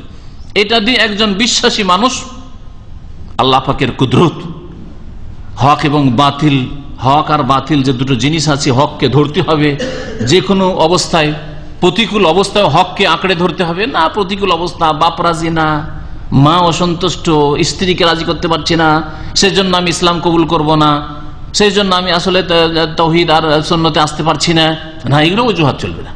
এগুলো অজুহাত কে করবে, কমিন লোক করবে, মমিন করবে না। শিক্ষণীয় বিষয় কার জন্য, এই জন্য আল্লাহ বলছেন মমিনের জন্য, সবার জন্য শিক্ষণীয় বিষয় নেই। ইব্রাহিম আলাইহিস সালামের ঘটনায় শিক্ষা রয়েছে কার জন্য, লিকাওমি ইউমিনুন, বিশ্বাসী জাতির জন্য। ওয়াকালা, আর ইব্রাহিম আলাইহিস সালাম আরো বলেছিলেন, ইন্নামাত্তাখাযতুম মিন দুনিল্লাহি আওসানা, নিশ্চয়ই তোমরা আল্লাহকে বাদ দিয়ে প্রতিমা গুলিকে উপাস্য সাব্যস্ত করেছো। ইত্তাখাযা মানে ধরে নেওয়া, তোমরা আওসানা, এই আওসান প্রতিমাগুলিকে কি করেছো, উপাস্য সাব্যস্ত করেছো। মাওয়াদ্দাতা বাইনাকুম ফিল হায়াতিদ দুনিয়া, এই তোমাদের এই শিরকের ধর্ম, এটা হচ্ছে তোমাদের পার্থিব জগতে সীমিত পরস্পর ভালোবাসার প্রমাণ। মাওয়াদ্দাতা বাইনাকুম, তোমাদের মাঝে ভালোবাসা শুধু, ফিল হায়াতিদ দুনিয়া, যা সীমিত এই পার্থিব জগতে, ধর্মের লোকদের সার্বিক সহযোগিতা করা, অথচ বাতিল ধর্মের উপর, শিরক কুফরের উপর, নাস্তিকতার উপর, বাতিল মতবাদ মেনে চলছে, করছে না তারা, নিজ নিজ জাতির সহযোগিতা করছে। এটা হচ্ছে মানুষের চরিত্র। নাস্তিকরা নাস্তিকদের সহযোগিতা করছে, চরিত্রহীনরা চরিত্রহীনদের সহযোগিতা করছে অশ্লীলতা ছড়াবার ক্ষেত্রে। যারা পৌত্তলিক মুশরিক, তারা মুশরিকদের সহযোগিতা করছে, নিজ নিজ ধর্মের লোকদের। এইরকম যারা তৃতীয়বাদ বিশ্বাসী, এইরকম ইহুদি নিজ নিজ জাতির সহযোগিতা করছে এবং তাদের সাথে মহব্বত রাখে। আল্লাহ বলছেন, এই তোমাদের ভালোবাসা পার্থিব জগতে সীমিত, মরে যাওয়ার পরে এই দোস্তি, এই বন্ধুত্ব আর টিকবে না, থাকবে না। সুম্মা ইয়াউমাল কিয়ামাতি ইয়াকফুরু বা'দুকুম বিবা'দ, অতঃপর কিয়ামতের দিবসে তোমাদের একে অপরকে অস্বীকার করবে। নেতা অস্বীকার করবে, যে এদেরকে বলিনি, যে ধর্মীয় নেতারা, ধর্মীয় গুরু ব্রাহ্মণরা সাধারণদের সম্পর্কে বলবে যে আল্লাহ এদেরকে তো বলিনি যে তোমরা প্রতিমা পূজা করার মন্দিরে আসো, কিন্তু বলিনি। কবর মাজার পূজারী মোল্লারা আর এই মস্তানগুলো, যারা এইসব গদ্দিনসীনগুলো যারা মাজার নিয়ে বসে আছে, এরা বলবে যে আল্লাহ তোমাকে ভয় করেছি, এরাকে আমরা জবরদস্তি করিনি, বলিনি তো। অস্বীকার করবে, প্রথম দিকে অস্বীকার করবে, হাত পা যখন সাক্ষী দিয়ে দিবে তখন বলে জবরদস্তি তো করিনি, বিভিন্ন অজুহাত পেশ করবে, যেগুলি বিভিন্ন জায়গায় কোরআনে কারিমে আল্লাহ পাক বর্ণনা করেছেন। কিয়ামতের দিনে অস্বীকার করবে। তাহলে নেতারা, যারা ধর্মীয় নেতা হোক আর রাজনৈতিক নেতা হোক, যারা পাপের দিকে ঠেলে দিয়েছে জাতিকে, শিরক কুফরির দিকে বা ইসলাম তৌহিদের উল্টো দিকে ফিরিয়ে দিয়েছে, তারা অস্বীকার করবে যে আমরা গোমরাহ করিনি, এদেরকে ভুল পথে চালিত করিনি। আর এরা ভক্তরা যারা ছিল, অনুসারীরা, জনসাধারণ, তারা অস্বীকার করবে ওদেরকে, যে তোরা কে মানে, অস্বীকার করবে, তোদের কোনো মহব্বত নেই, তোরাই তো আমাদের সব সেরেছিস, এই কথা বলবে। এই জন্য আল্লাহ বলেছেন একফরু বাযুকুম বিবায ওয়াইয়ালআনু বাযুকুম বাযান, আর তাদের একে অপরের উপর অভিসম্পাত করবে। ভক্তরা নেতাদের উপর লানত অভিশাপ করবে, ধ্বংস হও তোমরা, শাস্তি হোক তোমাদের উপর, আল্লাহর গজব হোক তোমাদের উপর। ওই নেতারা ওদেরকে ওয়া মাওয়াকুমুন নার, আর তোমাদের বাসস্থান সকলের হচ্ছে জাহান্নাম। ওয়া মা লাকুম মিন নাসিরিন, আর তোমাদের কোনো সাহায্যকারী নেই।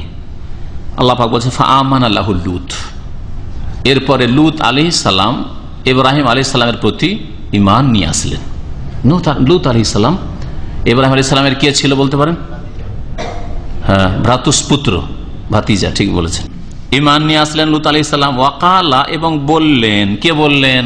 একদল তাফসীরকার বলছেন যে কাছে যেহেতু লূতের কথা রয়েছে লূত আলাইহিস সালাম, সেই জন্য ওয়াকালা মানে লূত আলাইহিস সালাম বললেন ইন্নী মুহাজিরুন ইলা রাব্বি, আমি আমার রব আল্লাহ পাকের উদ্দেশ্যে হিজরত করছি, দেশ থেকে থাকবো না, দেশ থেকে চলে যাব, যেখানে আল্লাহ পাকের ইবাদত করতে পারবো, আল্লাহর দিন পৌঁছাতে পারবো, সেখানে গিয়ে বসবাস করবো। আর একদল তাফসীরকার বলছেন না, এই তাফসীর না, তাফসীর হচ্ছে ওয়াকালা মানে ইব্রাহিম আলাইহিস সালাম বললেন, আর এটা বেশি ভালো, কারণ ইব্রাহিম আলাইহিস সালাম হিজরত করেছেন। ইব্রাহিম সালামের হিজরতের কথা সহিহ বুখারীর হাদিসে রয়েছে যে ইরাক থেকে তিনি হিজরত করে শাম দেশে অর্থাৎ ফিলিস্তিন, প্যালেস্টাইনে তিনি চলে গেছিলেন, মিশরে গিয়েছিলেন। ওয়াকাল ইন্নী মুহাজিরুন ইলা রাব্বি, ইব্রাহিম আলাইহিস সালাম বললেন যে আমি আমার রবের সন্তুষ্টির উদ্দেশ্যে আল্লাহর কাছে দিকে হিজরত করছি, মানে এই না যে আল্লাহর কাছে হিজরত করে আকাশে যাচ্ছেন, বরং আল্লাহ পাকের সন্তুষ্টির জন্য আমি দেশ ত্যাগ করছি, এই ইরাক ত্যাগ করছি। ইন্নাহু হুয়াল আজিজুল হাকিম, নিশ্চয় তিনি আল আজিজ মহাপরাক্রান্ত, আল হাকিম বড় প্রজ্ঞামান। ইব্রাহিম আলাইহিস সালাম হিজরত করলেন, আর তার সাথে ছিল কে? তার বিবি সারা আলাইহিস সালাম, আর এই ভাতিজা লূত। কিন্তু যখন ওই জালেম শাসকের কাছে গিয়েছিলেন তখন বলেছিলেন যে দেখো এই জালেম শাসক, একে যদি সত্য কথা বলি যে তুমি আমার স্ত্রী, তাহলে আমাকে হত্যা করে দিবে আর তোমাকে নিয়ে যাবে, তো তুমি আমার সম্পর্কে জিজ্ঞেস করলে বলবে যে আমার ভাই, আর আমি বলবো যে এটা আমার বোন, কারণ এই জমিনে আমার ছাড়া আর তোমার ছাড়া কেউ মুমিন নেই, আর ইন্নামাল মুমিনুনা ইখওয়া, মুমিনরা পরস্পর ভাই বোন, সুতরাং তুমি আমার দিনী বোন আর আমি তোমার দিনী ভাই। এখানে একটা প্রশ্ন জাগে, ওই প্রশ্নের উত্তর দেওয়ার জন্য তো লূত আলাইহিস সালাম তো ছিলেন, তো কি করে তিনি বললেন যে আমার ছাড়া তোমার ছাড়া এই ভূমিতে আর কেউ মুমিন নেই? ঠিক না, প্রশ্ন জাগে। যদি এই প্রশ্ন সাধারণ মানুষের প্রয়োজন নাই, কিন্তু আপনাদের প্রশ্ন জাগতে পারে কোনো সময়, সেই জন্য এটা ক্লিয়ার করে দেওয়া ভালো। তাফসীরকারগণ বলছেন যে ইব্রাহিম আলাইহিস সালামের ওখানে বলার উদ্দেশ্য এই ছিল যে তোমার ছাড়া আমার ছাড়া এমন কোন জোড়া স্বামী স্ত্রী নেই যারা মুমিন হতে পারে। আর লূত আলাইহিস সালাম ব্যাচেলর ছিলেন, তার পরিবার ছিল না তখন, তো এই জন্য তিনি বলেছেন যে আমার ছাড়া তোমার ছাড়া কেউ এই জমিনে মুমিন নেই, মানে মুমিন জোড়া নেই, স্বামী স্ত্রী নেই। ওয়াহাবনা লাহু ইসহাক ওয়া ইয়াকুব, আর আমি দান করলাম ইব্রাহিমকে ইসহাক এবং ইয়াকুব। ইসহাক দান করার সুসংবাদ দিলেন ফেরেশতাদেরকে পাঠিয়ে, যেমন সামনে আসছে, আর তার সাথে সাথে ভবিষ্যৎবাণী আরো করে দিলেন যে এই ইসহাকের প্রজন্মে এক ছেলে জন্মে, তার নাম হবে ইয়াকুব। ওয়ামিন ওয়ারায়ে ইসহাক ইয়াকুব ফাবাশশারনাহা বিইসহাক ওয়ামিন ওয়ারায়ে ইসহাক ইয়াকুব। আল্লাহ পাক আয়াতে বলছেন যে ইব্রাহিম আলাইহিস সালামের স্ত্রী ফাবাশশারনাহা, স্ত্রীকে সুসংবাদ দিলাম ইসহাকের, এবং ইসহাকের পরে ইসহাকের নসলে কে জন্মেবে? ইয়াকুবের জন্ম হবে, তিনিও নবী হবেন। আল্লাহ পাক তা এখানে একসাথে বয়ান করে দিয়েছেন। ওয়াজআলনা ফি যুররিয়াতিহি নবুওয়াতা ওয়াল কিতাব, এবং আমি সীমাবদ্ধ করে দিয়েছিলাম তার সন্তানদের মধ্যে, ইব্রাহিম আলাইহিস সালামের সন্তানদের মধ্যে, ইব্রাহিম আলাইহিস সালামের পরে নবুয়তকে, নবুয়ত প্রাপ্তিকে আর কিতাব নাজিল করাকে।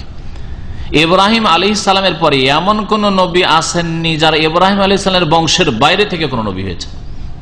ইব্রাহিম আলাইহিস সালামের পূর্বে হয়েছে আদ, সামুদের নবী, হুদ, সালেহ, অন্যান্য নূহ আলাইহিস সালাম, কিন্তু ইব্রাহিম আলাইহিস সালামের পরে যতগুলি নবী এসেছেন সবগুলি হচ্ছে হয় ইসহাকের বংশ থেকে আলাইহিস সালাম, যাদেরকে বনি ইসরাইলদের নবী বলা হয়, কারণ ইয়াকুব আলাইহিস সালামের অপর নাম কি ছিল?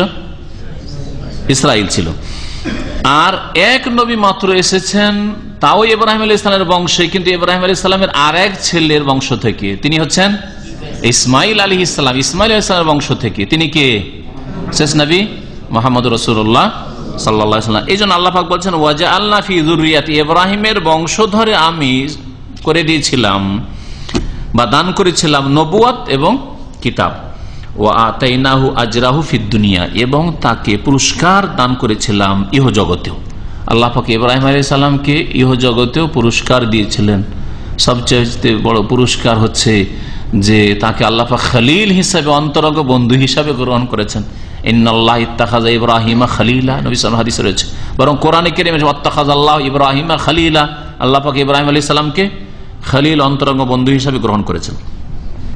ওয়া ইন্নাহু ফিল আখিরাতি লামিনাস সালিহিন, আর নিঃসন্দেহে ইব্রাহিম আখিরাতেও সৎকর্মশীলদের অন্তর্ভুক্ত হবে। তাহলে দুনিয়াতেও আল্লাহ পাক তার পুরস্কার দিলেন, আর আখিরাতেও আল্লাহ পাক রব্বুল আলামিন তাকে সৎকর্মশীলদের, বরং সৎকর্মশীলদের দলেই শুধু না, সৎকর্মশীলদের তিনি ইমাম। মুহাম্মদ সাল্লাল্লাহু আলাইহি ওয়াসাল্লাম যেমন ইমামুল আম্বিয়া, তেমন ইব্রাহিম আলাইহিস সালামও সৎকর্মশীলদের ইমাম, একজন বড় নবী রাসূল।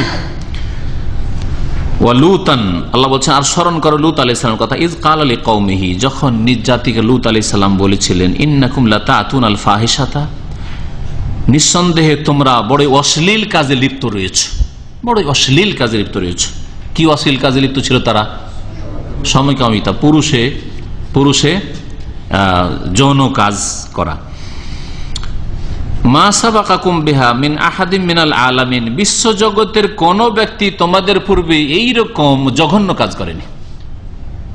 তাফসীরকারগণ এই আয়াতে বলেছেন, আর স্পষ্ট আয়াত, যে লূত আলাইহিস সালামের যুগের পূর্বে কোন মানুষ এই গুনাহ জানতো না, যে পুরুষের কাছে যৌন চাহিদা নিয়ে যায়, এটা কখনো জানতো না। এই পাপ শুরু করেছে এই লূত আলাইহিস সালামের বদ জাতি। আল্লাহ পাকের জন্য সবচেয়ে কঠোর শাস্তি এদেরকে দিয়েছেন। আল্লাহ পাকের বড়ই গজব এদের উপর হয়েছে। আইন্নাকুম লাতাতুনার রিজাল, আল্লাহ আরো বলছেন, লূত আলাইহিস সালামের কথা এখানে উল্লেখ করেছেন। লূত আলাইহিস সালাম বললেন যে তোমরা কি পুরুষদের সাথে সমকামিতায় আসছো? তাতুনা আসা মানে পুরুষদের কাছে আসছো, মানে পুরুষদের সাথে তোমরা সমকামিতায় লিপ্ত হচ্ছ। ওয়া তাখতাউনা সাবিল, এবং তোমরা রাহজানি করছো। যদি রাহজানি করছো অর্থ করি, তাহলে একটা অর্থে সীমিত হয়ে যাবে, যে তাদের একটা পাপ ছিল কি? সমকামিতা। তার আগে পাপ ছিল কুফরি, শিরক করা, মুশরিক জাতি ছিল। শুধু এই সমকামিতার জন্য আল্লাহ তাদেরকে ধ্বংস করেনি, তার আর একটা পাপ কি ছিল? শিরক কুফরি, এরা কাফের জাতি, মুশরিক জাতি ছিল। আর এক পাপ ছিল রাহজানি করা, ছিনতাই করা, লুটপাট করে নাও।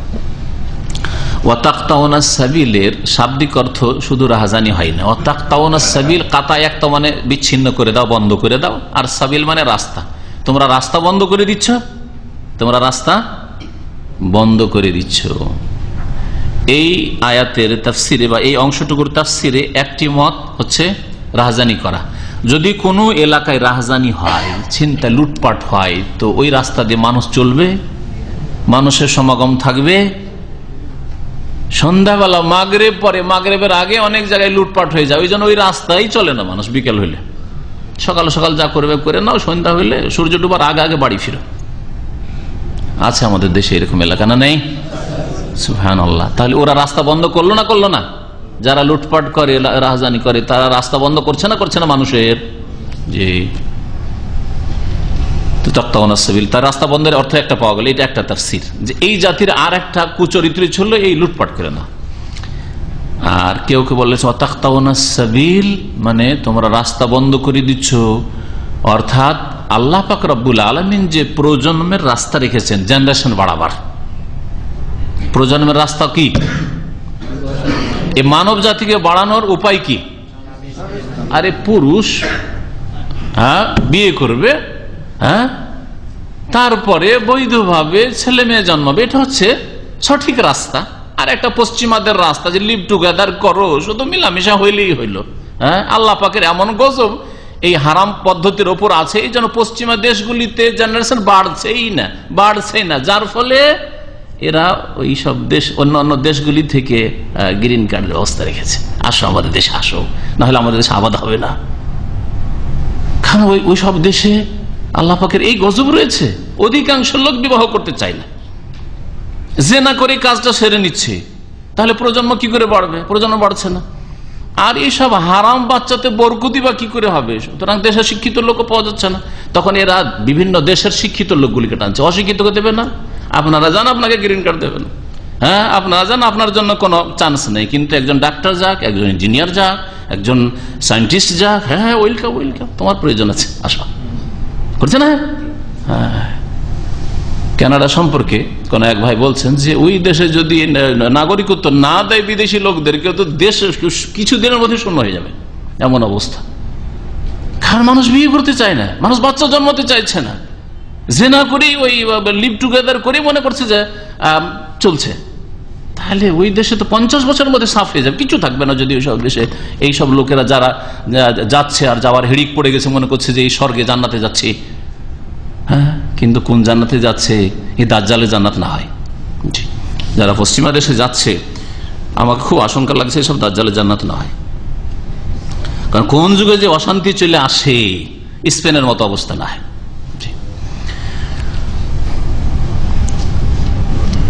আল্লাহ পাক হেফাজত করে মুমিন মুসলিমদের।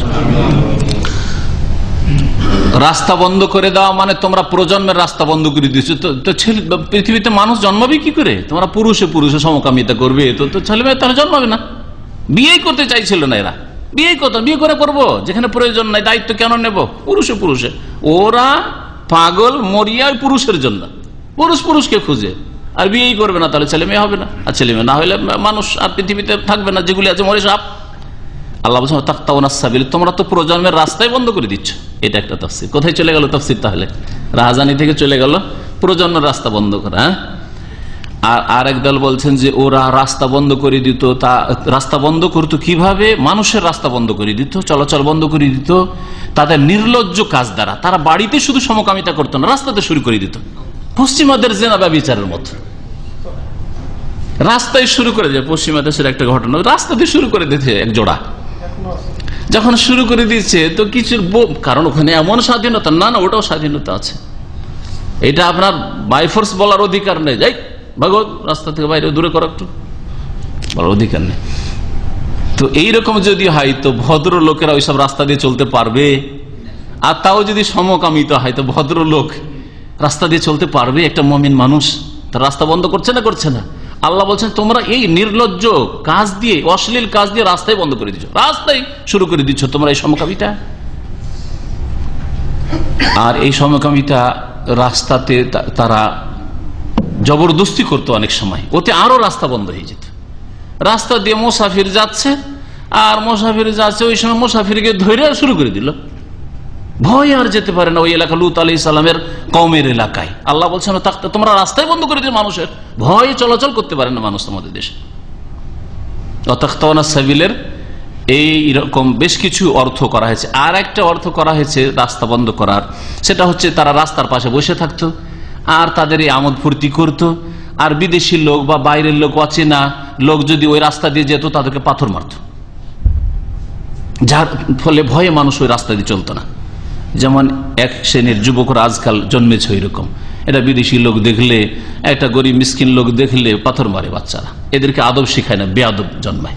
শুনেছেন না শোনেন না এরকম কথাবার্তা? তো এইরকম হলে রাস্তায় চলা মুশকিল। রাস্তায় অসভ্যগুলো যে বসে থাকে রাস্তা দিয়ে চলতে ভয় লাগে, আরে এই রাস্তা দিয়ে চলবো, কখন ধরে ছিনতাই করে, কি করে না করে, তাই না? তো রাস্তাতে এইভাবে লূত আলাইহিস সালামের এই অবাধ্য কাফের জাতি আর বদমাশ জাতি বসে থাকতো, যাতে বাইরের লোকের চলাফেরা মুশকিল হয়ে যেত।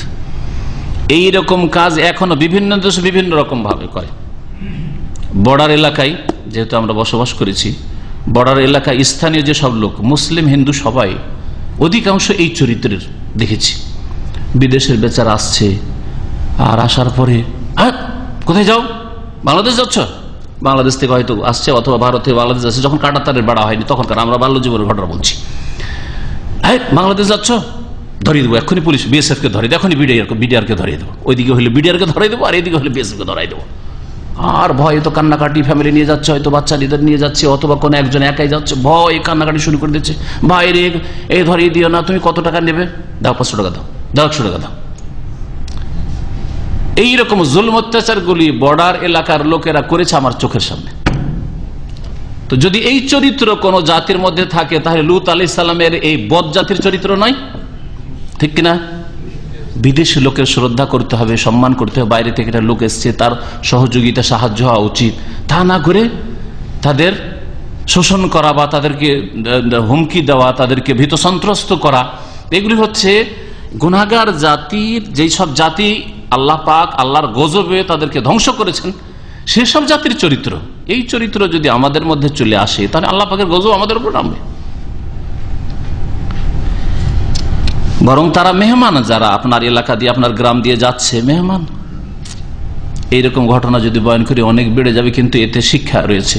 মাগরিবের পরে এক ভাই তার ফ্যামিলি নিয়ে যাচ্ছে গ্রাম দিয়ে, কারণ গ্রাম দিয়ে অনেক সময় হাঁটতে হতো গ্রামেগঞ্জে, তখন রাস্তাঘাট অত ভালো ছিল না, বাস টাস ছিল না, হেঁটে যাচ্ছে, রাতের অন্ধকারে ভয় দেখাচ্ছে গ্রামের লোকেরা, ফ্যামিলি নিয়ে আসে, আর সে হাঁটছে, এক গ্রাম 2-4টা গ্রাম পার হয়ে আরেক গ্রামে যাবে, হয়তো অন্ধকার হয়ে গেছে। আর সেই সময় যদি ভীত সন্ত্রস্ত করে, তাহলে এই রাস্তা বন্ধ করলো না, আগামীতে কোনোদিন আর ওই রাস্তা দিয়ে চলবে? আরে যাওয়া যাবে না, একদিন আমাদেরকে ধরছিল, কি যে হইতো, আল্লাহ বাঁচিয়েছে। কাফেররা তো করে, এক শ্রেণীর গুনাহগার পাপিষ্ট মুসলিমরাও এই ধরনের আচরণ তাদের আছে, কিছু ইনকামের জন্য। এলাকার মস্তান, এলাকার সব চাঁদাবাজ, শয়তান, এরাই সব কাজগুলি করে। আল্লাহ পাক তারপরে বলছেন, ওয়াতাতুনা ফি নাদিকুমুল মুনকার, এবং তোমাদের মজলিসে, নাদি মানে হচ্ছে মজলিস, অনুষ্ঠান, তোমাদের মজলিসে তোমরা অন্যায় কাজ করে থাকো, অন্যায় কাজে লিপ্ত হয়ে থাকো। এটা আবার কি ছিল? বিভিন্ন মত পোষণ করেছেন তাফসীরকারগণ। তার মধ্যে একটি হচ্ছে যে তারা মজলিস, ভরা মজলিসে সমকামিতা করত, লুকিয়ে না, ভরা মজলিসে। যারা গণধর্ষণ করে তাদের মধ্যে এই চরিত্র আছে না নেই? এক তো জেনা, আর তারপরে 2-4-5 জন মিলে বন্ধু সব। ওয়াতাতুনা ফি নাদিকুমুল মুনকার, তোমাদের মজলিসে, ভরা মজলিসে তোমরা লোকের সামনে তোমরা অশ্লীল কাজ করো, নোংরামি কাজ করো। আল্লাহ পাক গজবে ধ্বংস করেছেন তার এইসব জাতিকে। তাহলে এই চরিত্র যদি কোনো জাতির মধ্যে থাকে, ধর্ষণকারী লোকেরা থাকে, জেনাকারী লোকেরা থাকে, জালেম লোকেরা থাকে, তাহলে তাদেরকে আল্লাহ পাক ওইভাবে ধ্বংস করবেন। আর কেউ কেউ বলেছেন যে তাদের আর একটা বদ অভ্যাস ছিল, তারা মজলিসে বসে নিজের বায়ু ছাড়তো জোরে, আর হ্যাঁ হ্যাঁ হ্যাঁ করে হাসত। কিছু মূর্খ জাতির এইরকম চরিত্র আছে, জানি না আপনারা দেখেছেন কিনা, কিন্তু আমি ছোটকালও খুব না, তখন যৌবনে চলে এসেছিলাম, বরযাত্রী এসছে, আর এই বরযাত্রী হিন্দুদের বরযাত্রী, মুসলমানদের ইসলামে বরযাত্রী নেই। তো এই বরযাত্রী এসে এইরকম হাওয়া ছাড়ছে আর হ্যাঁ হ্যাঁ করে হাসছে, একজন ছাড়ছে বাকিগুলো হাসছে, আর একজন ছাড়ছে ওই দিক থেকে, বাকিগুলো হাসছে, ওই দিক থেকে আর একজন ছাড়ছে, আর বাকিগুলো হাসছে। মুসলিমদের বরযাত্রী এগুলি, কত বেয়াদবেরা মজলিসে। তো এই চরিত্রগুলি হচ্ছে মজলিসে প্রকাশ্য খারাপ নোংরা কাজ করা। এইরকম মজলিসে যে কোনো নোংরা কাজ হইতে পারে। এই আয়াতের অন্তর্ভুক্ত হচ্ছে জুয়া খেলা, মজলিসে মুনকার কাজ করা হচ্ছে জুয়া খেলা। যেই মজলিসে জুয়া খেলা হয়, হ্যাঁ, ধোঁকাবাজির কাজ হয়, এইসব মজলিসে আল্লাহ পাকের আযাব গজব রয়েছে।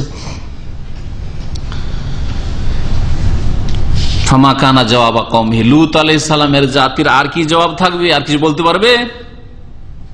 কি বলতো?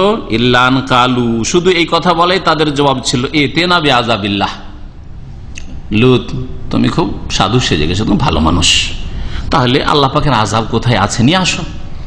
ইন কুনতা মিনাস সাদিকিন, তুমি যদি সত্যবাদী হও যে তুমি আসলে সত্যি নবী হয়ে এসছো, আর আমরা খুব পাপের কাজ করছি আর তুমি খুব ভালো মানুষ, তাহলে আল্লাহর আযাব কোথায় আছে নিয়ে আসো।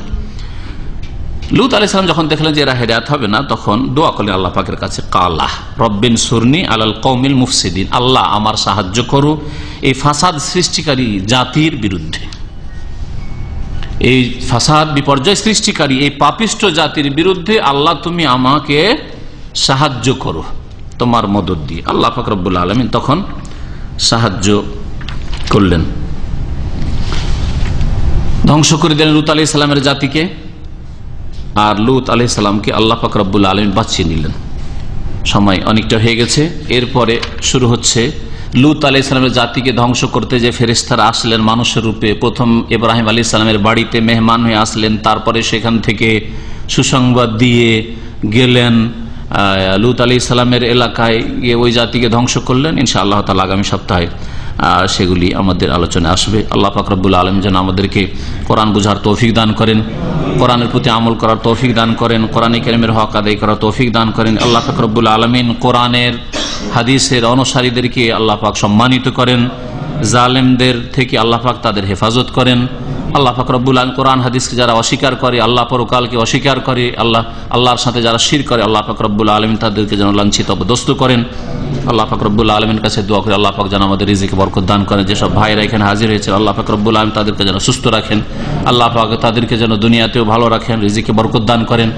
আর আল্লাহ পাক রব্বুল আলামিন সমস্ত অনিষ্ট থেকে, বিপদ আপদ থেকে আল্লাহ পাক হেফাজতে রাখেন। আল্লাহ পাক আমাদের সকলকে যেন জান্নাতুল ফিরদৌস দান করেন। সুবহান রাব্বিকা রাব্বিল ইজ্জাতি আম্মা ইয়াসিফুন ওয়া সালামুন আলাল মুরসালিন আলহামদুলিল্লাহি রাব্বিল আলামিন।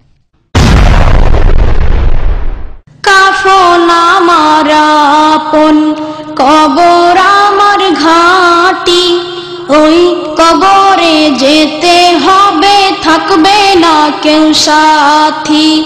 ওই কবরে যেতে হবে, থাকবে না কেউ সাথী।